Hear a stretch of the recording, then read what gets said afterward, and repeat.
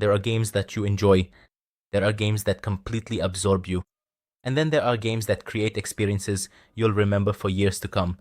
DayZ belongs exactly in that last category because DayZ is not a typical game. It's not a game about fast-paced action. It's not a game about skill in the traditional sense, and it's definitely not a game that gives you anything for free.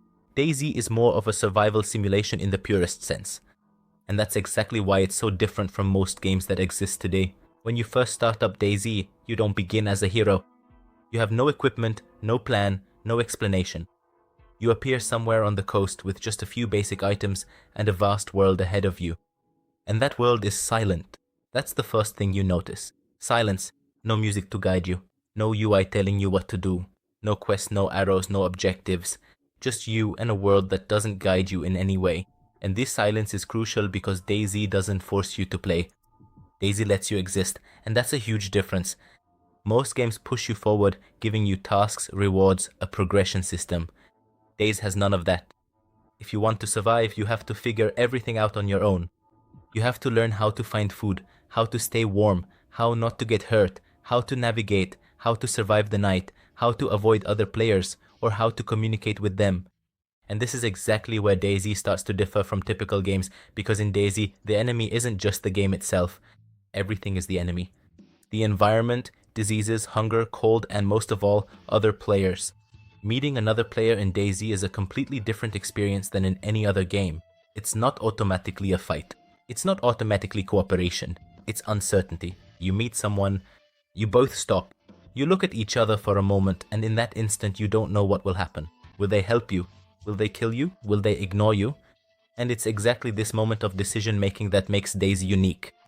Because no other game gives you such a strong feeling of uncertainty. In other games, you know who the enemy is. In DayZ, you don't. And that's exactly why interactions between players are so powerful.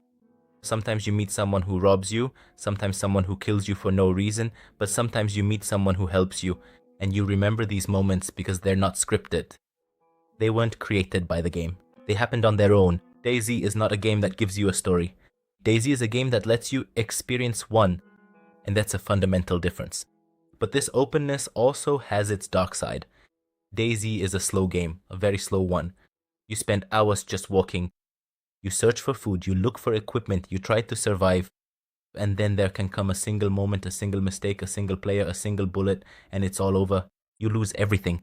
All your progress, all your gear, all your time, and you start over. This is one of DayZ's biggest problems, and at the same time, its greatest strength. Because loss in DayZ hurts.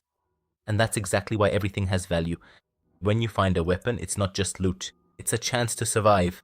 When you find food, it's not a bonus, it's a necessity. When you survive the night, it's not routine, it's an achievement.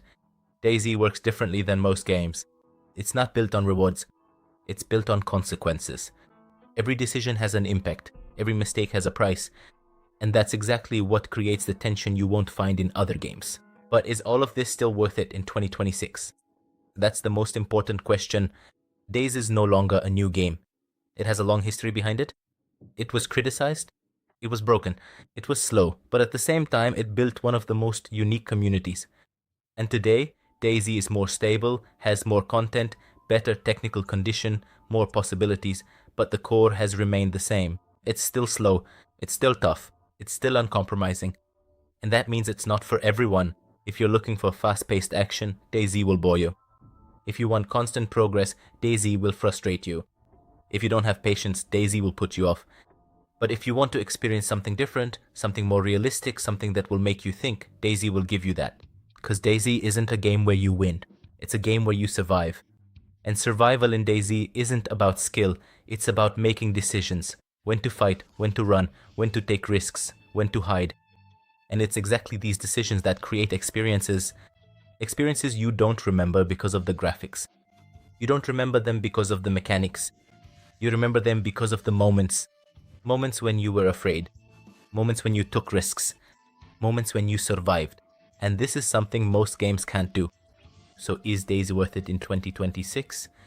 Yes, but only if you know what you're getting into. DayZ is not a comfortable game. It's not friendly. It's not easy, but that's exactly why it's exceptional. Because at a time when most games guide and protect the player, DayZ leaves you on your own. And in that silence, in that empty world, in those random encounters, the most powerful experiences are born.